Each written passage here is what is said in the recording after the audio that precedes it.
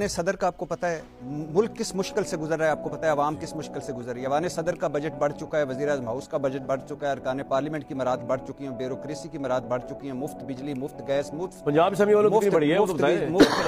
मुफ्त बिजली, मुफ्त गैस, मुफ्त पेट्रोल के खांचे लगे हुए।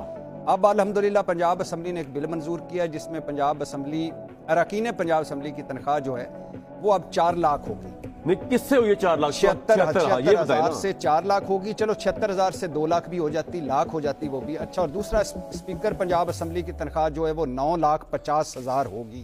मर रहे बेचारे भूख से यार। और हमारे डिप्टी स्पीकर पंजाब असम्बली की तनख्वाह गरीब लोग हैं, 1.25 लाख से 7.25 लाख होगी। तो मेरे भाई गरीब गुरबा लोग हैं, अवाम से निकल के आए हुए हैं। ये जो कौमी असम्बली के बाहर आपको क्या मसला पंजाब से ये यार एक तरमीम नहीं पास कर सकते कि मुझे सदर जी या वज़ीर-ए-आज़म से ऊपर का कोई दे दें दर्जा।